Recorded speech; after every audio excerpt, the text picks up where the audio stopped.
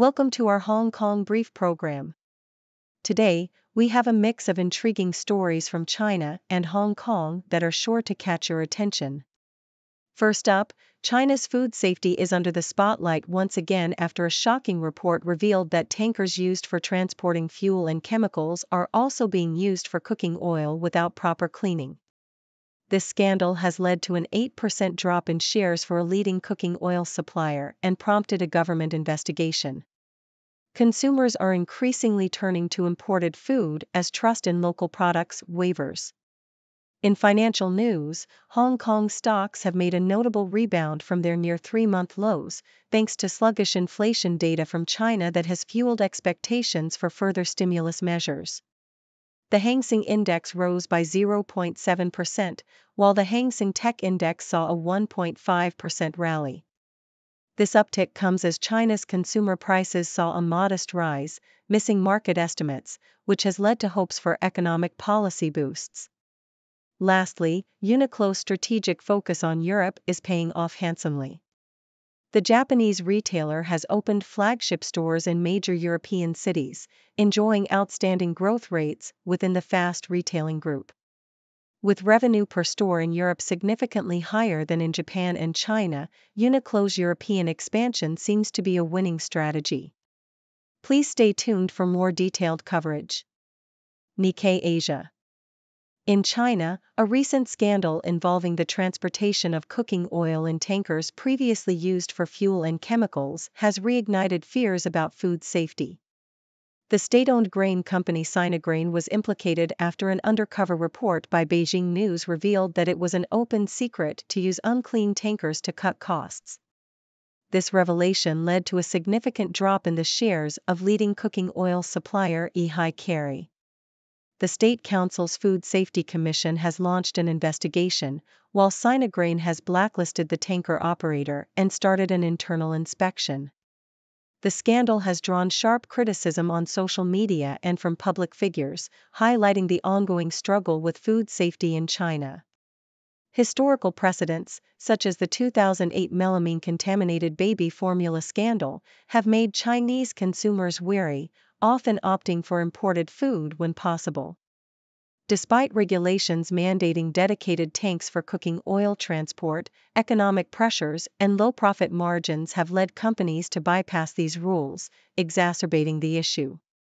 South China Morning Post. China's financial sector, once seen as a lucrative career path, is losing its appeal amid sweeping salary cuts and regulatory crackdowns. A well-off couple in Shenzhen had to transfer their son from an international school to a public one due to drastic income reductions. This trend reflects Beijing's efforts to curb financial excesses and promote equality, which have led to significant pay cuts across the industry. For example, the average annual salary at CITIC Securities fell by 3.4% in 2023. President Xi Jinping has emphasized a shift away from the profit-driven ethos of Wall Street, urging financial workers to be honest and trustworthy. While these measures aim to redirect talent and resources to sectors like technology and manufacturing, experts warn that they may also drive away skilled professionals, potentially harming the broader economy.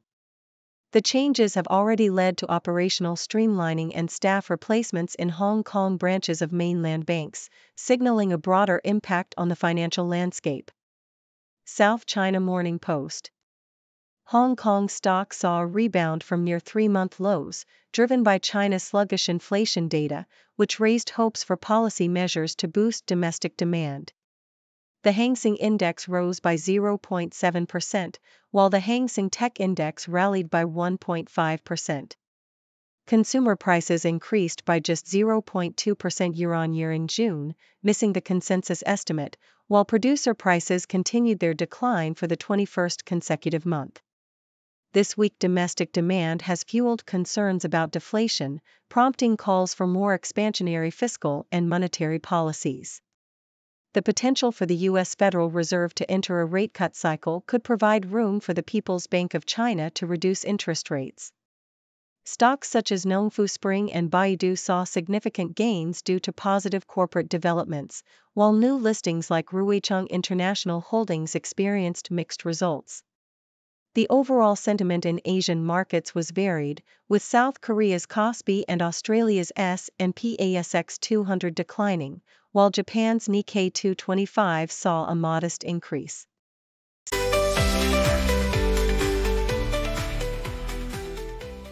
The Sydney Morning Herald: Amazon is strategizing to fend off competition from Chinese e-commerce giants Shein and Temu by adopting a similar business model. The company hosted an exclusive meeting with top Chinese sellers to introduce a new section on its website dedicated to low-cost items under $20, which will be shipped directly from China to consumers within 9 to 11 days. This move marks a significant shift from Amazon's traditional model of bulk shipping to its extensive warehouse network. The new strategy aims to leverage the loopholes in US and European customs laws that allow small packages to bypass tariffs, a tactic that has significantly benefited Shein and Temu. Amazon's plan comes at a time when US lawmakers are considering closing these loopholes, potentially impacting the valuation of Shein's upcoming IPO. By emulating its competitor's successful model, Amazon hopes to maintain its dominance in the online retail market while also potentially influencing regulatory changes that could hinder its rivals. South China Morning Post: the launch of a new 5-year multi-entry mainland China travel permit for Hong Kong's permanent residents with foreign passports has seen a surge in demand. Bookings at the China Travel Services (CTS) Center in Central are fully booked for the first 3 weeks since the policy's announcement. The permit allows non-Chinese permanent residents of Hong Kong and Macau to make multiple short-term trips to mainland China for various purposes, including investment, tourism, and business.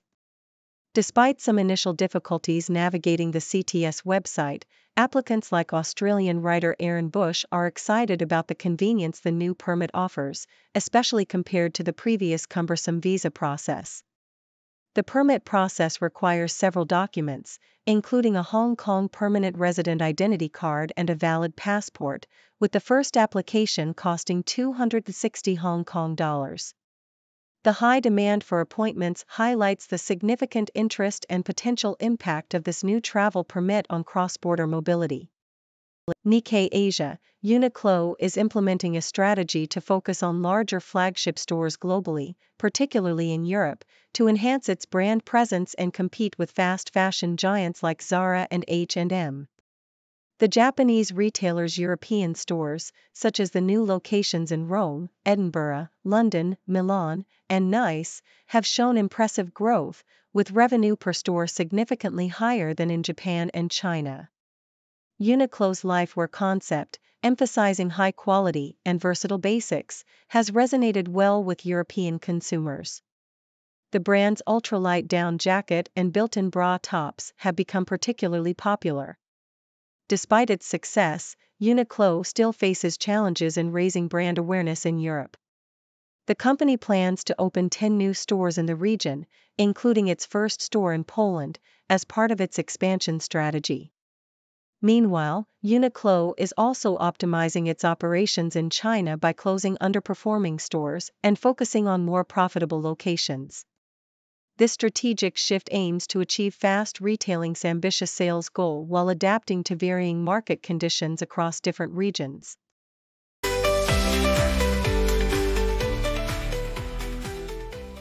South China Morning Post: as the summer heat intensifies globally, the latest trend in personal cooling gear introduces high-tech cooling vests and jackets, tested in the bustling Causeway Bay neighborhood of Hong Kong. With temperatures soaring to 34 degrees Celsius, 93 degrees Fahrenheit, 3 different models were put to the test. The pink polyester jacket, featuring dual fans, provided a refreshing breeze around the neck and back but left the sleeves warm, making it more suitable for outdoor activities. The beige worker vest with ice packs, although practical, only cooled small areas and became damp as the ice melted. Lastly, the navy cooling vest combined ice packs and a fan, offering initial relief but causing discomfort due to cold patches and condensation. While these innovative garments have potential, their practicality for everyday use remains questionable. South China Morning Post, Hosen New Energy Automobile, the Chinese startup behind NIDA EVs, is gearing up for an IPO in Hong Kong and plans to expand into Southeast Asia, Africa, and the Middle East. Co-founder Fang Yunzhou emphasized that Hosen aims to grow by localizing its advanced technologies and services rather than relying on price cuts. Already assembling vehicles in Thailand, Hosen delivered 3,752 EVs to Thai customers between January and May, trailing only BYD. The company exported 17,019 vehicles in 2023, representing 13.7% of its total deliveries. With an average selling price of 113,000 yuan, $15,540, Hosen is positioning the NIDA brand as a budget-friendly yet sophisticated option. Despite a loss of 6.9 billion yuan last year, the company aims for sustainable growth through constant innovation and strategic market expansion. Yahoo US, bond traders in China are preparing for the central bank, the People's Bank of China, PBOC, to push back against record low yields by selling bonds. Traders have identified two red lines at 2.25% for 10-year yields and 2.45% for 30-year yields, expecting the PBOC to intervene at these levels. The central bank's recent agreements with lenders to borrow securities for sale signal a major step towards cooling the bond rally. While yields have climbed slightly from a record low of 2.18%, they remain close, trading around 2.27%. The box bond selling is intended to prevent an exuberant rally rather than significantly increase yield levels. A broader economic recovery and a shift in investment towards stocks and other risk assets could more effectively halt the bond rally and stabilize yields.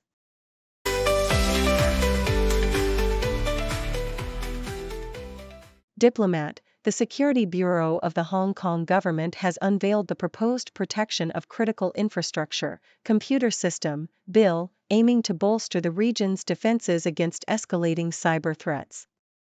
This new legislation seeks to introduce statutory power, which current measures lack, to regulate critical infrastructure operators, CIOs, responsible for essential services across sectors such as energy, banking, and healthcare.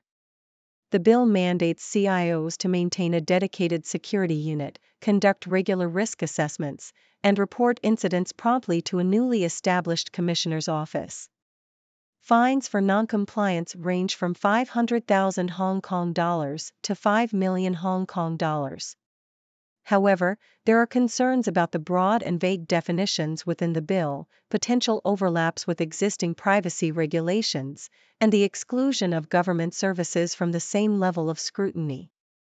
Furthermore, the bill's focus on IT-based systems might overlook the critical operational technology, OT, used in sectors like energy and transportation, which require different security measures. South China Morning Post, former Chinese Defense Minister Wei Fenghe's indictment hints at severe misconduct, possibly involving espionage. Wei, along with his successor Li Shangfu, was expelled from the party, facing potential criminal charges. The indictment's use of the phrase "zhongqing shijie" suggests Wei's actions may have compromised national security. Historically, this term has been associated with betrayal and defection within the Communist Party. Wei's case is unique as he is the only senior official in the last decade to be labeled with this term, indicating a possible link to hostile forces. This accusation contrasts with the more typical corruption charges faced by other officials. Wei's rapid rise and subsequent fall underscore the ongoing anti-corruption campaign led by President Xi Jinping, which continues to target high-ranking military officials. The harsh language used in Wei's indictment implies that his actions might have provided adversaries with significant advantages, marking a severe breach of trust and causing substantial damage to China's defense and political environment. Yahoo US, the 39th edition of Milano Unica, Italy's premier textile trade show, commenced with a notable 18% increase in exhibitors compared to last year, reflecting a growing interest in luxury textiles. The event, now hosted at the larger Fiera Milano Row Exhibition Center, features 700 exhibitors showcasing a wide range of high-quality, innovative, and sustainable fabrics. Despite challenges in the textile industry, including a decline in production and trade, the fair highlights the resilience and global appeal of Italian-made textiles. The show emphasizes sustainability and circular economy, with new entries from Meriti Moda and Velvet Mi Amore. The opening ceremony, attended by prominent industry leaders, discussed the future of the Made in Italy value chain, underscoring Milano Unica's role as a critical platform for luxury manufacturers. The event also solidified its partnership with the Italian Trade Agency, enhancing its international presence and communication efforts.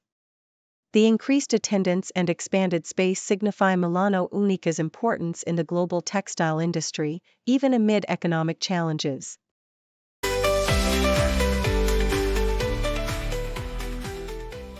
Yahoo US, Eurasia, the largest continent, is a mosaic of cultures, languages, and histories, from ancient Mesopotamia to modern metropolises. Central Asia's Kazakhstan, Kyrgyzstan, Tajikistan, Turkmenistan, and Uzbekistan boast diverse landscapes like steppes, mountains, and deserts, with rich Silk Road histories. East Asia's China, North Korea, Japan, Mongolia, and South Korea offer a mix of ancient traditions and cutting-edge technology, from the Great Wall to Tokyo's neon lights.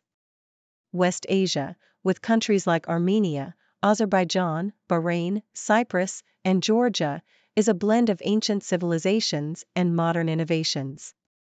Israel, Jordan, Kuwait, Lebanon, and Oman are marked by historical sites and contemporary development. Palestine, Qatar, Saudi Arabia, Syria, Turkey, UAE, and Yemen present a complex mix of historical significance and modern challenges. South Asia features Afghanistan, Bangladesh, Bhutan, India, Iran, Maldives, Nepal, Pakistan, and Sri Lanka, each with unique cultural and historical landscapes. Southeast Asia's Brunei, Cambodia, Indonesia, Laos, Malaysia, Myanmar, Philippines, Singapore, Thailand, Timor-Leste, and Vietnam are famed for their natural beauty and vibrant cultures. North Asia, represented solely by Russia, spans vast territories and diverse climates. Telegraph, Sir Tony Blair's tenure as the UK Prime Minister saw a significant rise in net migration, contrary to his recent statements advocating for immigration controls. Under his administration, net migration increased five-fold from 48,000 in 1997 to 273,000 in 2007, marking the beginning of modern mass immigration to the UK. This surge was partly due to the enlargement of the European Union, which saw new member states like Poland and the Czech Republic contributing significantly to the influx. The subsequent Conservative governments continued this trend, with net migration averaging 318,000 annually. The Brexit referendum aimed to curb EU immigration, but non-EU immigration has since reached record highs. The aging population and labor market demands suggest that high migration levels might be necessary to fill workforce vacancies, echoing Blair's mid-2000s stance on the need for mass immigration to support the economy. South China Morning Post, Hong Kong Customs have arrested Reverend Xu Yufat, director of the now-closed Christian Jingshan College, a drug rehabilitation center, for allegedly failing to refund students as promised. The college, located on Lantau Island, suspended operations after its bank accounts were frozen due to ongoing fraud investigations. Xu, arrested on charges of applying a false trade description and engaging in unfair trade practices, claimed that the issue stemmed from decisions made by previous directors before his tenure. The case involves approximately 7,495 Hong Kong dollars in book fees and 8,000 Hong Kong dollars in accommodation deposits. Earlier, police arrested 7 individuals, including former directors, for allegedly embezzling 50 million Hong Kong dollars in donations. The investigation continues, with customs not ruling out further arrests. Under the Trade Description Ordinance, offenders face severe penalties, including fines up to 500,000 Hong Kong dollars and imprisonment for 5 years.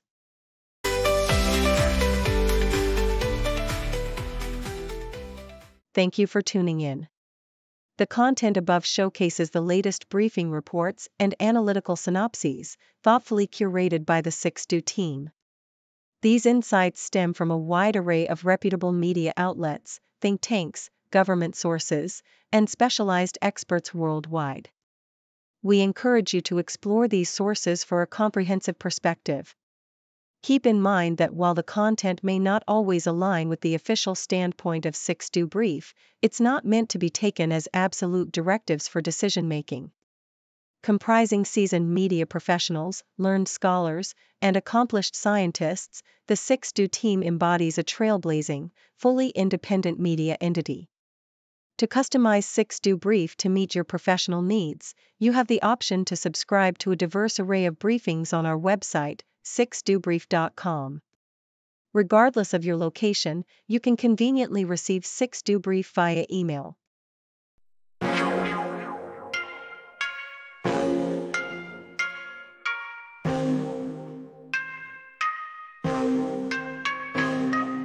News breaks, buzz the ground, stories spin, walls come down, voices merge in the sound, faces mix in the crowd, broadcasters paint the scene, world events on our screen, every link a different theme, words collide in the stream, 6 degrees connect the dots, background stories more than knots. The voices rise aloft, truth unveils in every spot, cultures clash across the globe, spin the threads in a strobe, every story wears a road, truth and lies in their code, journalists dig real deep, secrets out, they don't sleep, every angle they will keep. In the news we take a leap, new perspectives day by day.